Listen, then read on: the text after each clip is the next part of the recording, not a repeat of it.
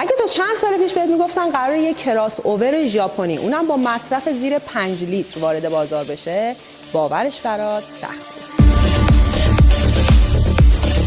اما کرولا کراس ژاپنی اونم از نوع هیبریدش رسما وارد بازار ایران شد. حالا یه سوال از شما دارم، به نظر شما این خودرو آیا با این قیمتی که داره توی بازار اعلام میشه ارزش خرید داره یا ما فقط داریم اسم تویوتا رو یدک میکشیم؟ تا آخر ویدیو رو با ما همراه باش که امروز میخوایم این خودرو رو بدون تعارف بررسیش کنیم.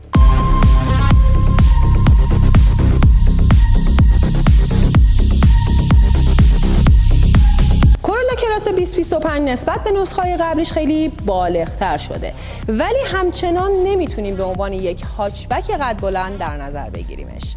ظاهر SUV شو حفظ کرده. همونطور که میبینید جلو پنجره بزرگتر نسبت به نسخه قبلی، چراغ‌ها کشیده‌تر، نازک‌تر و یک حالت تهاجمی‌تر و خشن‌تری به خودرو داده. اما تویوتا هنوز هم سعی نکرده که این نسخه رو اسپورت‌ترش کنه. البته توی این بازاری که اغلب ماشین‌ها طراحی چینی و خیلی شلوغی دارن، همین طراحی ساده و ژاپنی این ماشین نظر خیلی‌ها رو جلب می‌کنه. من که خودم عاشق این طراحی ساده‌ام. مثلا رینگای 18 اینچی رو با هم می‌بینیم که تو نسخه وارداتی که داخل ایران هست خیلی جذاب‌تر کرده این خودرو رو. طراحی آینه بغل‌ها، حتی خطوطی که در طراحی بدنه خودرو به کار رفته، این ماشین رو خیلی شکل کرده. میخوایم یه کاری بکنیم، با هم بریم دور تا دور ماشین رو یه نگاهی بندازیم، ببینیم وقتی صحبت از یه طراحی ساده میکنیم یعنی ژاپن چیکار کرده.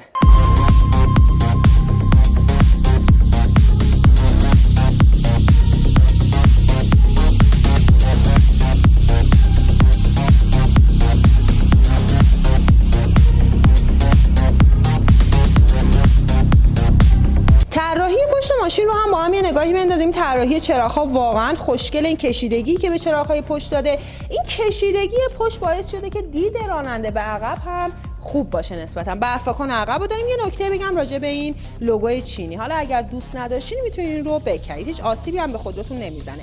فقط یک عیب بزرگ وجود داره، این که خودرو به صورت دستی صندوقش باز و بسته میشه، اما ظرفیت صندوق رو نمیتونیم نادیده بگیریم. فکر میکنم هول و هوش 3-4 تا چمدون بزرگ بتونیم داخل صندوق بذاریم.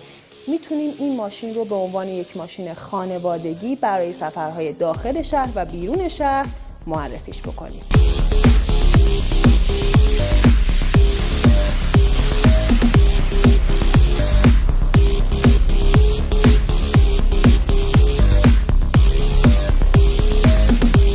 یه موتور 2 لیتری تنفس طبیعی، البته ترکیبی، با این موتور الکتریکی رو با هم دیگه داریم. 196 اسب بخار قدرت این خودروه و گیربکس CVT.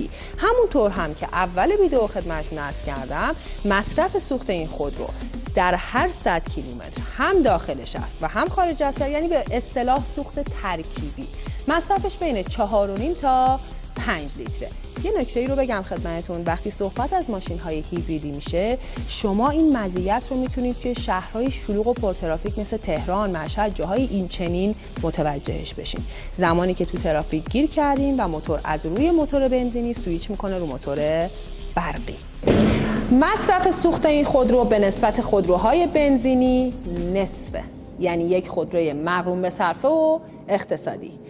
از اطراف و طراحی ماشین تعریف ها رو کردیم. نوبتی هم باشه دیگه باید بریم طراحی داخل خودرو رو با هم دیگه چک بکنیم. با ما همراه باشین.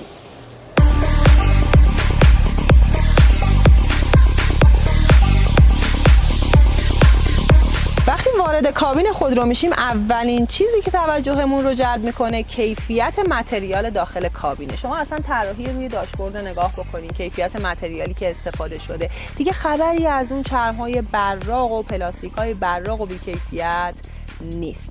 نمایشگر خودرو بسته به تیپ خودرو ممکنه 8 یا 12 اینچی باشه. نمایشگر گرافیک و طراحی خیلی ساده‌ای داره، اما در حین همین سادگی خیلی روون و راحت میشه ازش استفاده کرد. حتی اگه زبانش رو انگلیسی بکنید، حتی اگه چینی بلد نیستید، ولی خیلی نرم و روون و راحت میشه باهاش کار کرد، برعکس خودروهای مونتاژ چینی. پشت آمپر خودرو رو با هم دیگه اگه نگاه بکنیم، شما میتونید اطلاعات سیستم هیبریدی ماشین رو روش ببینید که ماشینتون داره روی بنزین کار میکنه یا روی برق. قبل از اینکه حرکت بکنیم، فضای عقبش رو بهتون بگم که فاصله محوری این خودرو هولوهاش 2600 میلیمتره. یعنی شما میتونید برای سرنشینان عقبتون یک فضای مناسب و عالی داشته باشین که چه در مسافرت‌های داخل شهر و چه در خارج از شهر یک سفر راحت با یک خودروی جادار و خانوادگی رو بتونین تجربه بکنید. بریم یه تست درایو از این ماشین بگیریم.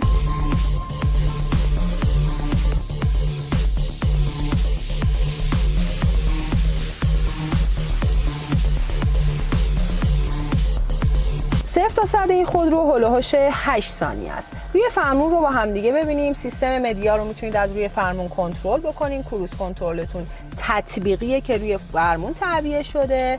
سیستم صوتی و سیستم تماساتون رو میتونید از روی فرمون کنترل بکنید. رادار خطوط و ترمز اضطراری خودکار همین ماشین داره. همچنان بدون آپشن هم نیست. انقدر ما میگیم لو آپشن و اکونومی، اونقدرام بدون آپشن نیست. این سه تا آپشنی که خدمتتون گفتم، کروز کنترل تطبیقی، رادار خطوط و ترمز اضطراری خودکار، برای عزیزانی که بچه‌های کوچیک دارن خیلی مناسبه، خیلی مناسبه. اینجا پایین رو اگر با هم دیگه نگاه بکنیم، سیستم درایو مود رو داریم، اوتو هولد، اوتو پارک، ایوی مود و دنده منوال. یعنی شما میتونین دنده اسپورت هم به ماشین بدین برای لذت بیشتر در رانندگیتون. اما در کل بهتون توصیه میکنم عزیزانی که دنبال هیجان و شتاب خیلی زیاد و رانندگی‌های خیلی عجیب و اسپورت هستین، دنبال این خودرو نیاین. این خودرو یه خودروی کاملا خانوادگیه. همین الان ماشین سویچ کرد رو حالت مصرف سوخت بنزینی. فرمون خیلی راحت، نرم، جمع و جور، یعنی شما راحت میتونید ماشین رو هدایت بکنید. همونطور که مشاهده میکنیم دید جلومون خیلی مناسب و عالی، یعنی این ستون‌های کنار خودرو هم مانع دید گسترده ما نسبت به جلو نیستن. آینه بغل‌ها تنظیم خیلی خوبی داره، دید خیلی خوبی داره، مناسب طراحی شده، یعنی جای تعبیه‌شون عالیه. شاگرد راننده هم کمربندشون نبسته، همونطور که میبینید آلارم کمربند رو هم داریم عزیزم.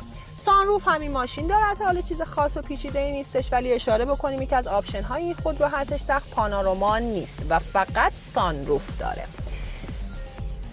یه نکته رو خدمتتون عرض بکنم دوستان، عزیزانی که دنبال خودرویی هستن که بخوان یک شتاب و یک رانندگی پرهیجان بهشون بده، دنبال کرولای کراس نباشن. این ماشین خیلی خانوادگی و مناسب عزیزانی هست که معمولا رانندگی هاشون استاندارد و مطابق قوانینه.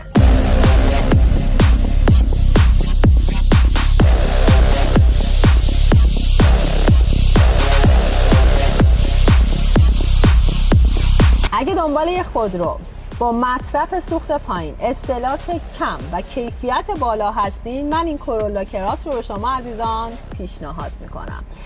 اگر مرددی تو انتخاب تویوتا، یعنی تو انتخاب برند تویوتا، یه پیشنهاد بهتون دارم. برید تعمیرگاه ها و مکانیکی ها رو یه سر بزنین، ببینید چند تا تویوتا جلو در تعمیرگاه ها پارکه.